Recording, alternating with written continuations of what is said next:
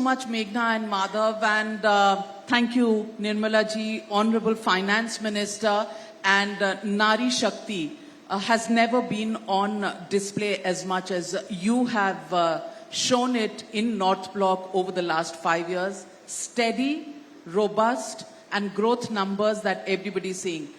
Audiences, I think she deserves a big round of applause.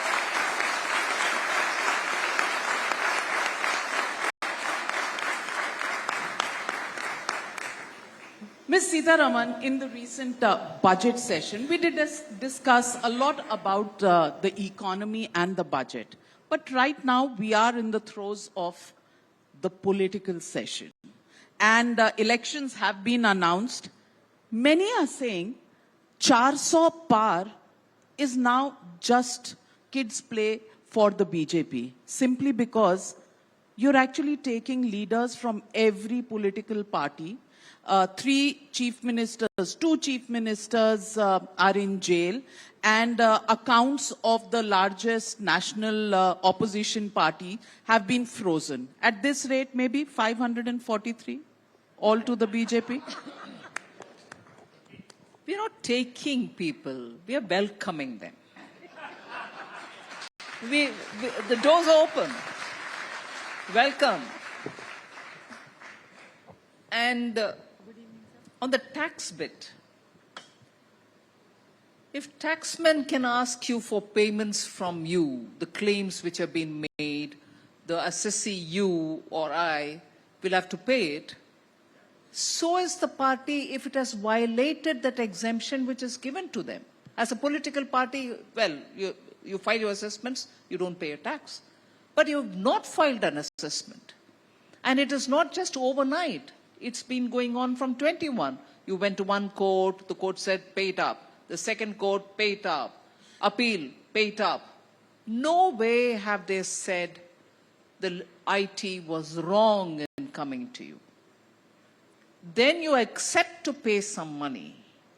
The entire amount which is levied on you, interest, penalty, all inclusive, you don't pay. You just pay a bit. And again another bit. And then suddenly you think, oh, let me go to the court again. But suddenly elections are on, so you think best is to make political capital out of it. No.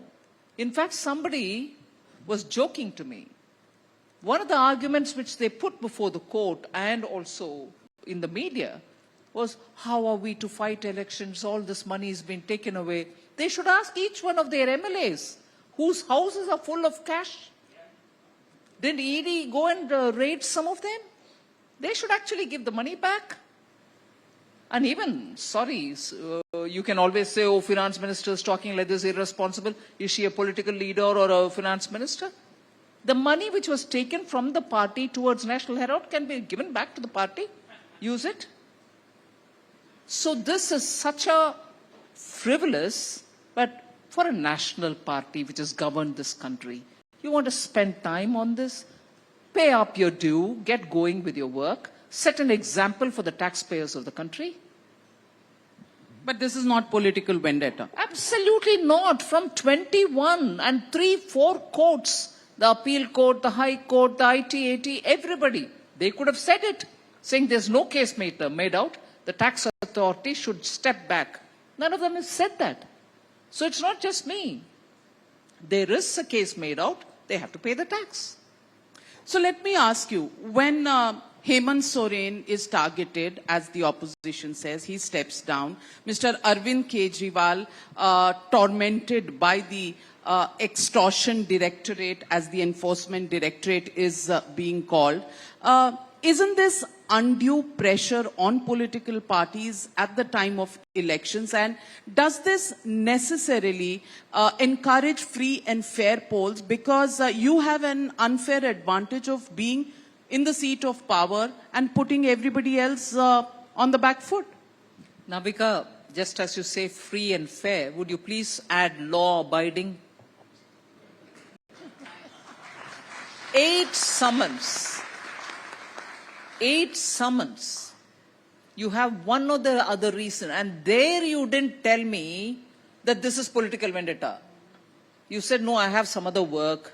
No, my assembly is on, budget session is on. No, I have a campaign to go somewhere. At that time, political vendetta didn't suit you. Now political vendetta, when even the court has said, go up here.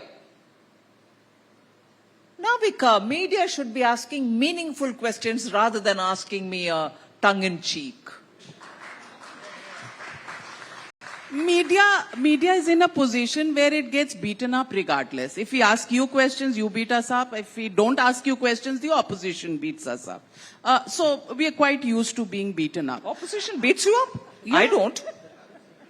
But you just... None of us do. I mean, do we beat the media? No way. We've not touched the media, but the entire universe, all the brotherhood of journalism everywhere, saying freedom of speech in India. I one day sat down and looked at the list of governments harassing journalists. Turns out they're all non-BJP governments. But the impression about India outside is because people now look at India, they look at Prime Minister. And therefore they think he's the one who's harassing. No. In India's federal setup, journalists are getting thrashed in many of the states. And I don't thrash you, but you don't ask them, hey, why are you thrashing me? Modi doesn't thrash me. Say it. I'm boycotted. Who do I say this to? But never mind. The question really is, two chief ministers behind bars, every political party is on the back foot facing ED questions. You say you welcome people. Very soon people are saying at the rate people are joining the BJP, you will become the Reserve Political Bank of India. You'll have to lend candidates to other political parties to fight elections. Is that something that we'll see soon? Very interesting proposition. I think you should hold tonight's 9 o'clock debate on it. But honestly, people who you wouldn't touch with the barge pole, people who you actually called, icons of corruption, are now suddenly all of them in your party. Talk about the war widows and their Ashok Chavan is in your party. Ajit Pawar, chakki piecing, irrigation scam, 70,000 crore. Oh, lo and behold, he's joined the BJP. Now he's not chakki piecing. Now he's icon of development in Maharashtra. I want to ask you, where does real politics of development begin and where does hypocrisy end? Real development politics happens and keeps happening. Nothing changes it. People are welcome to come to BJP. But the core work of the BJP, whether it is today, whether it is BJP of pre-14, whether it is BJP of earlier, or even Jan Sangh, has continued. I'm not saying A is an opportunist or B is or C is not. If people see work happening, and they think as political representatives in the ground, a party is making a difference, they obviously would want to come and join. But the BJP's value systems and the way in which the party runs under certain leadership continue. I don't think there is ever a compromise on that. So tainted leaders joining your party, no bar, everybody is welcome, even they are welcome with a red carpet rolled out for them? As I said, party is open. We welcome everybody. Everybody? Yes. Even people who have 9 CBI cases against them? Party is welcoming everybody.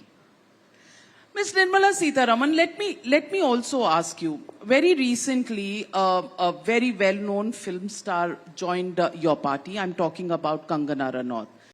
There were statements made by the social media chairperson of the Congress party, Supriya Sreenet, for which even the Election Commission of India has now issued a notice.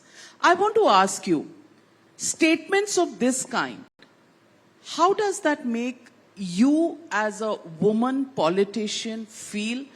Is this an easy statement to make about an actor, or is this a bit of a mindset issue where women are at the receiving end?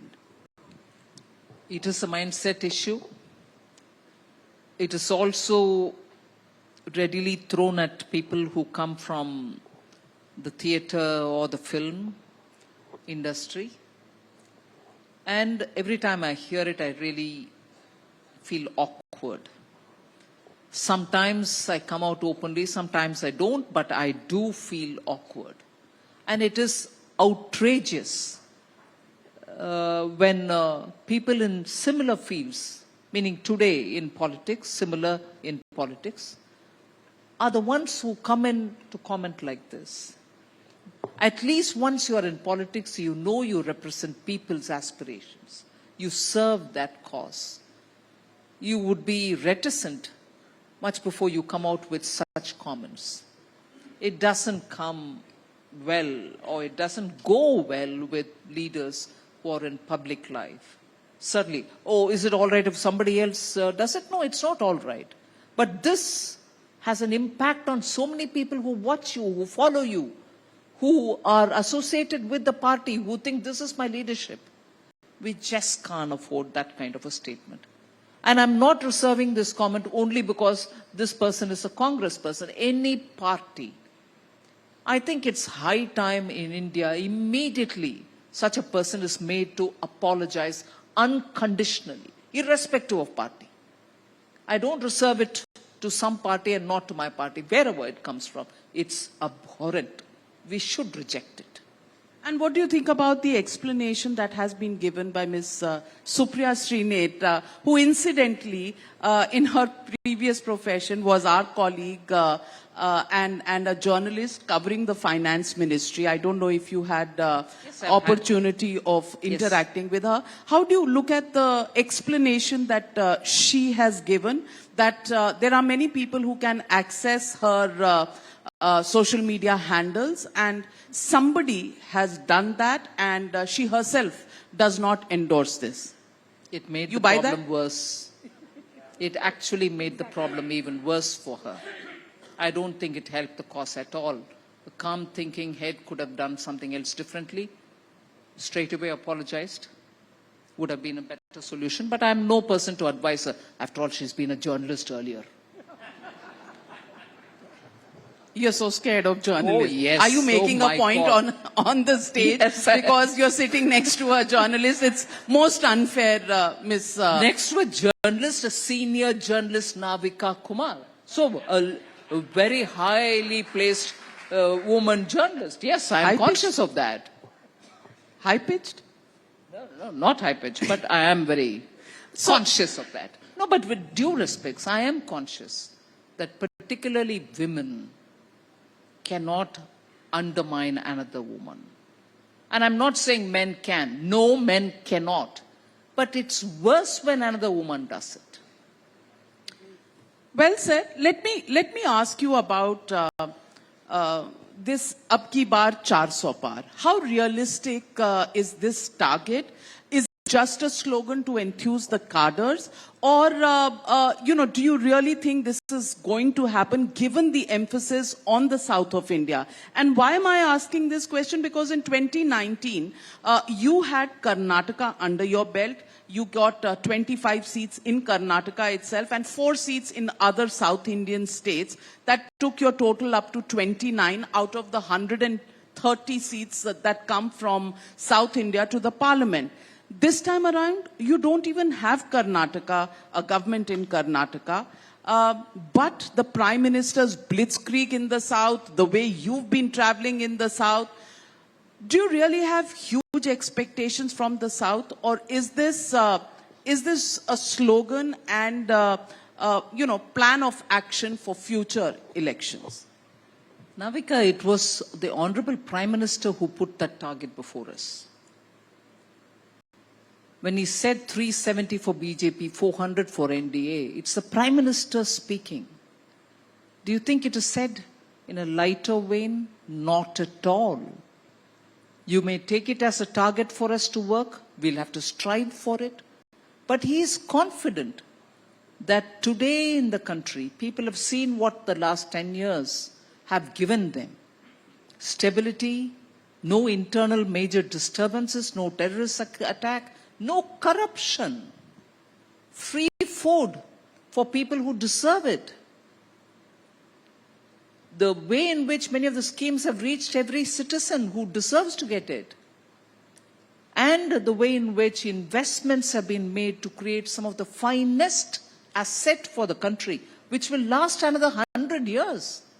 Highways, roadways, airports, seaports being improved, middle-class citizen reaching his nearest Udan airport, which is not a big deal, just no frills, just take an aircraft, go and reach the airport you want to go when you want to go see your children abroad. Every section has seen visibly development happening. So, and also the way in which they respond to the Prime Minister. These are not mobilized crowds. And the people who listen to his Man Ki Baat write back to him saying, you spoke about me, who's an unknown figure in my village. But today my village knows about it in spite of me having made the road between my village to the next cemetery because we were carrying our dead through, mud holes and ups and downs of a river and the hillock. So identifying common citizens who deserve to be praised are measures which have reached the PM to the hearts of the citizens.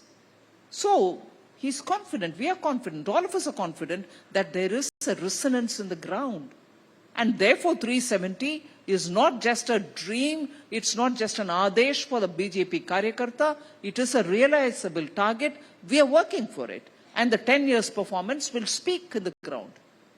So let me ask you, what are the numbers? Out of 130 seats in south of India, how many will the BJP get this time? I'm not going to give you any number at the moment. The work is happening. You're the finance minister. Numbers is the game you play all day. Yeah, but that's money. This is constituency. So seats to Lok Sabha, you're not putting a bet on that? Probably a bit too early. I might do it a bit later.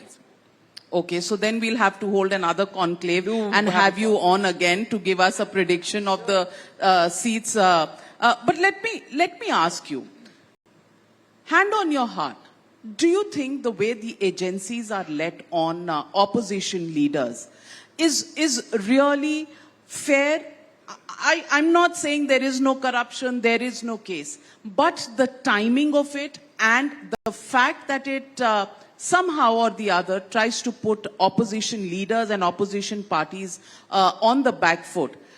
Is this a strategy for the BJP, or will you say the very kosher law must take its own course, because that is something that most politicians end up saying? No. Law must take its own course didn't happen between 2004 and 14. Every day there was a scandal happening. And there were people from the government then who said caged parrot CBI. It did do nothing. None of the enforcement agencies did anything at all on the ground, except, of course, going after Prime Minister Modi, who was the chief minister in Gujarat. Except, of course, going after the Home Minister, now Home Minister then of Gujarat. So the caged parrot is now let to do its job. And that is when there is no scandal in the government. So obviously, the caged parrot will not come to me. It will go where the scandal is. And the scandal is galore there. Tell me one law enforcement visit which has happened to anybody and where they've come back khali haath. Kejriwal's house. His wife Sunita Kejriwal has done a press conference and said, "Ek bhi paisa nahi mila kahin se." It's a foisted case. All right. What do you expect them to say? Liquor policy has been, you, me, everybody. The Congress party wrote letters after letter saying, why is action not being taken on him? Liquor policy is open and shut case. Everybody knew what was happening. They had to change the policy afterwards. By then the damage was done. And it is that which is making all of them go in. So there's nothing, excuse me, tell me one voice in this crowd which will tell me that there's nothing about the liquor policy. We are only, following and asking the enforcement agencies to go and harass them. The liquor policy was leaking from everywhere. All of us knew about it. And it went so far as to involve even a southern states' political leaders. And people are speaking like parrot, taking the names of people. That's getting reported in the media. So what is not found in my house business? But Mr. Kejriwal says he has the right to run the government from the jail. He's not convicted yet. And he's giving orders from the jail. कहीं पानी कम है तो पानी पहुंचा दो, कहीं दवाई कम है तो मोहल्ला क्लिनिक में दवाई पहुंचा दो. He's still worried about the common people, the arm army of Delhi. You know, I don't want to take if I say something, it'll appear as though I'm taking a vicarious pleasure in saying it. But let's be clear. Delhi and governance in Delhi is occurring now, sitting in the jail. Mohalla clinics were rotten. They're rotting. When the chief minister was out in Delhi, free to do what he wanted to govern, you had no visit to the Mohalla clinic. You had no special session of the Delhi Assembly taking care of the Mohalla clinics. Now suddenly, he's all the time sitting there. So he's thinking about Mohalla clinics now. What If was he that's the way thinking Delhi is about going to be before governed that? better, I leave it to you. You might want to prefer it. Delhi governance went down the drain. The chief minister was everywhere with the help of Chief Minister Punjab, who was actually playing the concierge for the helicopter or the aircraft. Punjab government aircraft was being used. And since it can't fly without the chief minister, he was accompanying him, forgetting what is happening or what is to be done in Punjab. It led to such blatant misuse. Governance suffered in Punjab and in Delhi. Now if governance is improving, I don't want to say this sentence any further. No. So you're saying that he should be in jail and continue to No, govern I'm not well? saying anything. It's for the citizens of Delhi to think about what next. So let me also ask you, the BJP, if it was very confident, and this is a question opposition asks very often, if you were so confident, why are you taking people left, right and center from other political parties? Why are you breaking governments? Even in Himachal Pradesh, you've imported, I think, 9 MLAs, 6 from Congress, 3 independents. You are also now suddenly finding alliance partners when for 10 years you didn't have any need for them. Is it nervousness? क्या BJP डर गई है? Opposition asks. Well, this can't hold good, can it? BJP डर गई है, मगर BJP भेज रही है ED. Make up your mind, yeah. I can't be डरा हुआ and use CBI to go after you, and equally invite political parties to come have alliance with me. So these convenience arguments which are being cooked up by opposition parties are essentially telling me that we as a party are being efficient enough to keep our agenda moving forward and being alert about developments which are happening around us. Now, if MLAs have left the Himachal Assembly, resigned, they are going to face an election. In the by-election, if the people reject them, they are not going to win at all. So if Congress is so sure that they have won on the Congress symbol, and because they believed in the Congress dynastic politics, they should win again. Congress should win again against these people who have left the party and come over to BJP. The proof of the pudding is there. So no point in alleging us saying, oh, independents have also gone to you, so and so. People are choosing to say in Himachal Pradesh, I will not contest the election because it's not favorable. Hasn't the PCC president of Himachal Pradesh said that? She's a very senior hand. I respect her. Not for what she said, but I respect her even otherwise. She's a very senior Congress party's leader. Today she has said it, saying, sorry, I can't contest because it's not favorable. In Tamil Nadu, till yesterday, Congress could not find candidates to contest. And in the last minute, they thought of Mahila Congress chief and therefore put her. If your priority was to give a woman leader, you should have put her in the first place, even on the first day. 5 lists have come out and you're still thinking of who to place, beg X, beg Y, beg somebody else, and every fellow says, no, leave me, I don't want to come and contest. And then you suddenly think of, I can win the game by bringing the woman, whether she wins or not. If she wins, all right, we'll claim, see, we also support women. And if she loses, we can always say, that is why we never choose women, because winnability is zero. And you made a bakra of a woman leader of your party. You're not getting people to contest. Let's have Congress accept this at least once. In Gujarat, no congressman wants to be in the party. They're all leaving the Congress and going away. So please get your house to order before you day in and day out talk about nyay, jodo, dilwa do kuch kisi ke liye, skills ke liye I'll give you right. Kaham bhai, have some coherence in your narrative. I want to ask you, you said you respect the PCC chief in Himachal. Any other Congress people who you respect? I respect a lot of them. How many? Sonia Gandhi? Know. I do respect her. Why not? Of course, she's been holding the party for some time. She's shown leadership. But of course, today the environment for Congress is very different. People are not able to, accept their leadership because it's all in a disarray. There are quite a lot of Congress people who I respect even today. There are very senior leaders in state level who have also been, for a very long time in Congress party, and they've served the party. But unfortunately, today they are all listless because there's no leadership. Rahul Gandhi, Bharat Jodo Nyaya Yatra 2.0. What do you think? Where was it happening? When was it happening? It just... Media didn't give it space. Leave me. So we gave it enough space. Every day, not at all. He spoke about caste census. He spoke about Jati Janganna. He spoke about so many issues. It was in the media. You can't blame the media for everything. Not the front page kind. Irrespective of whatever they do, Congress party has a reserved front page slot. It didn't fill that slot. You kept it alive. Aapke dar se, they will say. They said, आपके डर से media नहीं दिखा रहा है. No, front page में नहीं दिखाया ना, कहीं डाल दिया. But कांग्रेस का कुछ और विषय इधर है.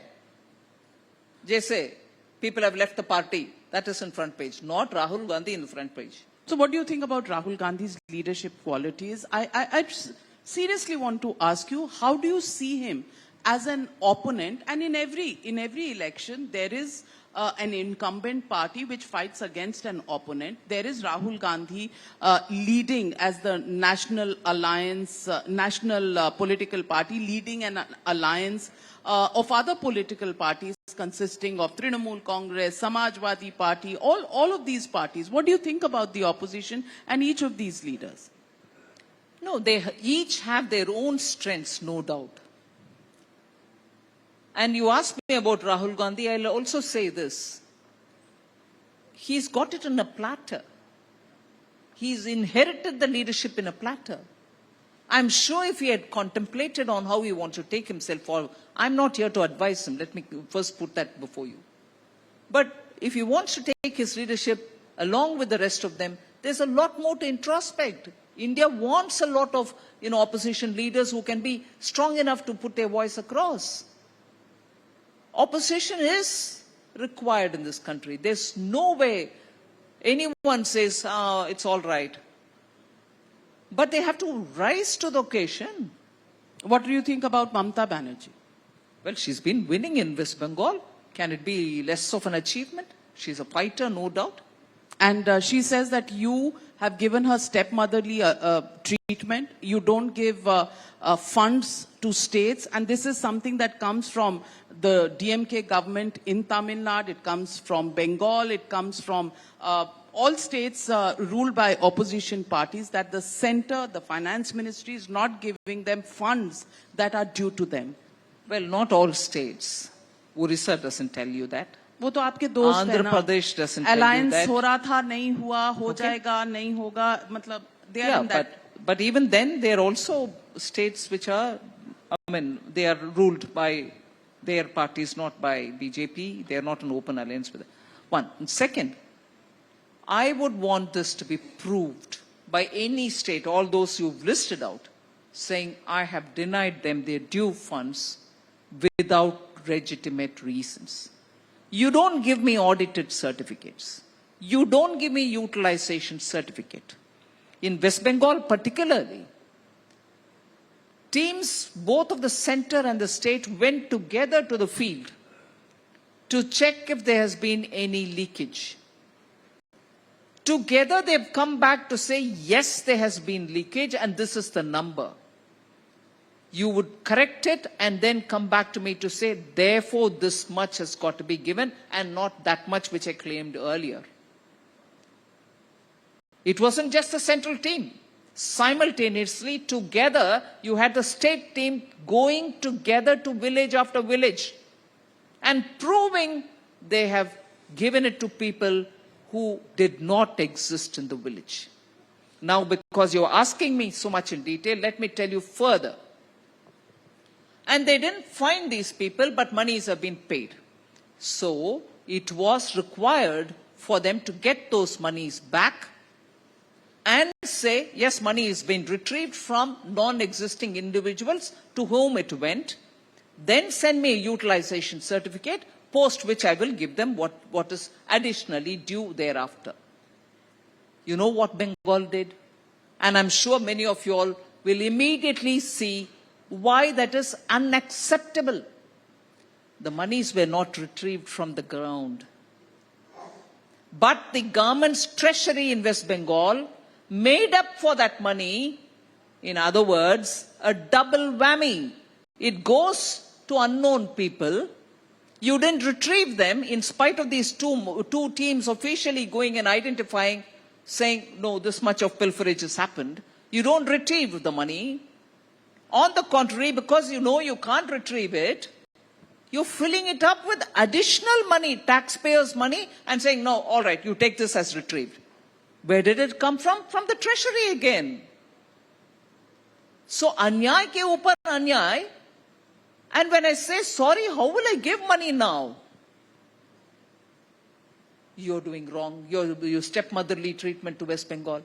Somebody should stand up and ask these questions. And when we ask these questions in the parliament, we are shouted down, they walk out, they refuse, they say, Modi, you're a dictator. Arey Baba, you are filling up the coffer with money which was supposed to have been retracted from wrong hands. You didn't. Instead, you're putting the money again from the taxpayers' treasury. How right is that? And when questions are asked on these, oh, stepmotherly treatment. So you're saying there are ghost accounts? What kind of money that we are talking? Well, last 2 years, this has been debated in the parliament. Every session I've answered this. Every session the rural development minister has answered this. But no, the TMC will still say the same allegation. Majorly, if this is the way pilferage has happened, and it is on record that this is the way money has been retrieved, will you accept it? I ask of you all. Will you accept this? You've also targeted their member of parliament, Mahua Moitra, in the past. Once again, ED unleashed on her. And, once again, around election, questions, CBI raids, everything happening. Clearly, there is a pattern, people say. The pattern is only attack the opposition, not the ruling party, their MPs, their supporters. Nobody touches them. Look, this balancing act nonsense doesn't work because we have to prove that we are very sincere. Law pursues them who disobey it. If you've disobeyed, you will have enforcement agencies coming to you. And just because you belong to the opposition party, I don't need to. For every 2 in the opposition, I need 2 from my party. Law of the land, yeah, please. Let's respect it and stop making political arguments over it. If they are found fault, meaning if the law enforcement agencies have been found fault with because you pursued them on political interest, courts are going to thrash us down. The credibility of the enforcement agencies will all come down. They'll be severely pulled up. You think agencies are not conscious of these sort of things? The courts have thrashed you down on the issue of electoral bonds. On the issue of electoral bonds, you were seen on the back foot trying to hide information that should have been transparently available to citizens of India, not my words, words of the apex court, the Supreme Court. And now, as more and more people are going through the data, they're saying that at least 16 such companies who have donated to the BJP and other political parties have donated after they were raided by one enforcement agency or the other. 2 or 3 things, Navika. The courts have thrashed a law which existed. It was a law passed by the parliament. And based on the law, bonds have been bought, bonds have been encashed. Based on that law, bonds have been bought, bonds have been encashed by all parties. Maybe just one who didn't want it. CPM. So now when it has been encashed by all parties, based on a law, so it was not unlawful during that time when the law was in place. Today the Supreme Court has said no, that law shall not be. And having said that that law is no longer valid, they still went ahead to say, reveal everything which happened during that phase. And it's also equally true, I'm not dissecting the court's order, but it's equally true that at that time, confidentiality of the donor was given in the law. I remember Arun Jaitley speaking about it in the parliament, post which it was passed. But never mind, the court wanted that to be disclosed. It has been disclosed. After the disclosure, now more than 10 days have passed, everybody has done a complete tooth combing of the data. Everyone has received from everybody. Every donor has given everybody. ED raids have happened even on those who have given the money to BJP. You may pick up and say, ED raids have happened and therefore some donors picked up bonds and gave. But I want to also put it the other way around. People had given money through the bonds. ED raids still happened. It didn't give them the immunity. No, but they're talking about money coming in right after the raids, which I'm exactly saying this. Even after the money has been given, we've still sent the ED. If we are sending EDs at all, EDs are independent to do what they want. So, I think it's reached a stage where political parties think it's, if you show one finger business, 3 are coming back to me, so better leave the topic where it is.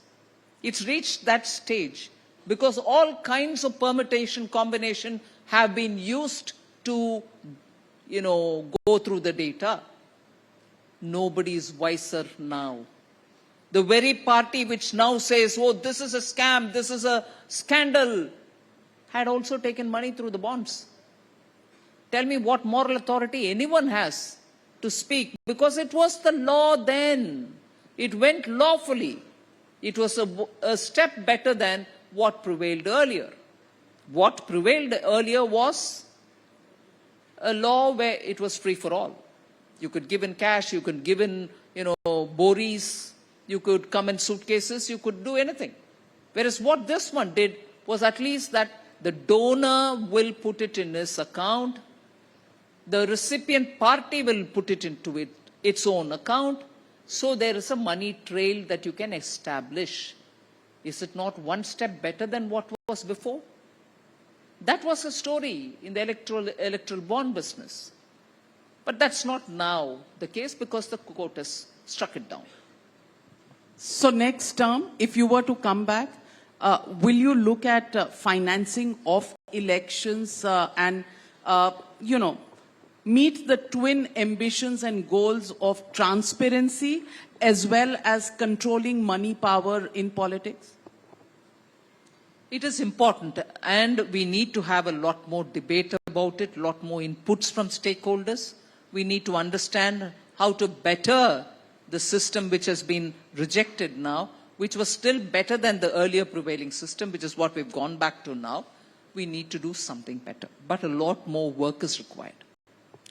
Before I let you go, Ms. Nirmala Sitharaman, there is an ongoing Twitter war that's on between you and Congress media head Jairam Ramesh on the Atal pension scheme. What would you like to say to Jairam Ramesh today? I've said it all on the Twitter. But when they say that you're forcing people into insurance schemes, he has a point. Not at all. This coercion business is so much a Congress tactic. I quoted even in my first tweet. And it's worth remembering. The State Bank of India's then chairman, R.K. Talwar, was a legend in banking. He was coerced to quit his job only because he refused to give loan to the dynasty's favorites.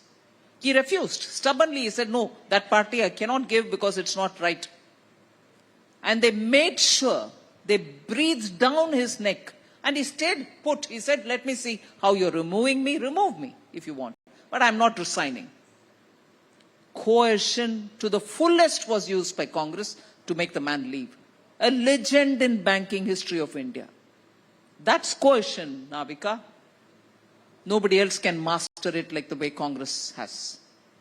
Well, let me do a rapid fire round with you. And on the rapid fire, I want to ask you, who's your favorite current day politician? I won't answer it. Because why? Current day politician? Not one, there are several, for several reasons. One I like for something, another I like for something else, and so on. So I can't name one in particular. Acha, one opposition leader who you really have respect for, current day. Again, I won't be able to answer it. There are few people. There are few people. Oh, come on, this is Are you mischief. spoiled for choice? This is a country of 140 crore people. You can't choose one. 140 crore, and therefore I can't choose one. There are just too many. Okay. What does Nirmala Sitharaman do in her free time?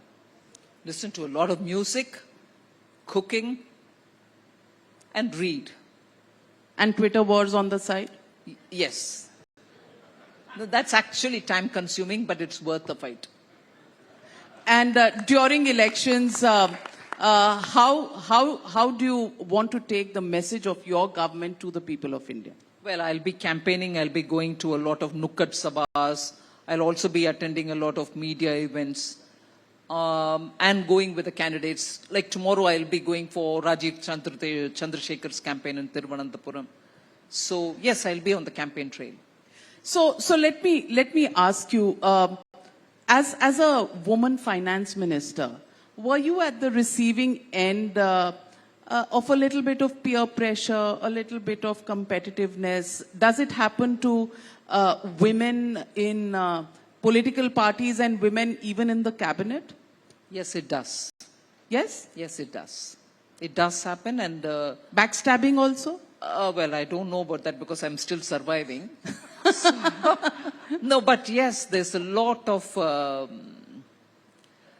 at least the social media has become very powerful a tool in the hands of everyone. True democracy, I can't complain. But it is so used easily, readily to target women politicians.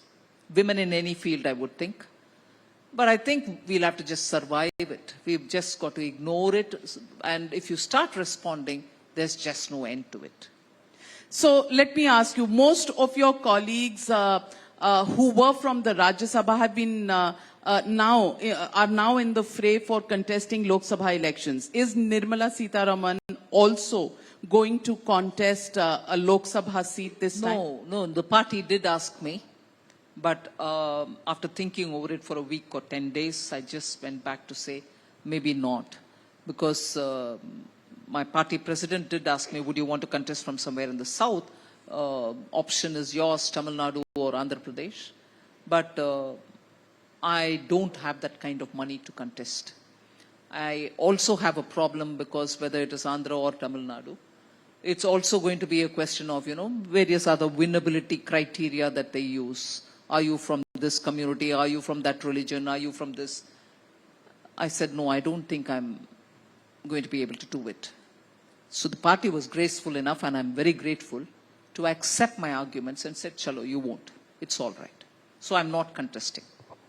Okay, so money power, even the finance minister of India does not have money to contest an election. That is a statement. Yes. I mean, the consolidated how can fund of India is not mine. Money power. My budget, my salary, my earning, my saving is mine, not the consolidated fund of India. And So, all other. obviously, I can't. Well said, Ms. Nirmala Sitharaman. May we have more finance ministers who set an example as you have, and it's a proud moment for India to have had a woman finance minister, the first full-time woman finance minister, for the record number of budgets that you have presented, and also surviving the full 5-year term. Despite, as you say, the daggers that were drawn out. Thank you. Thank you very much, Navika, and thank you, Times. Big round of applause, ladies and gentlemen, presenting to you Finance Minister Nirmala Sitharaman.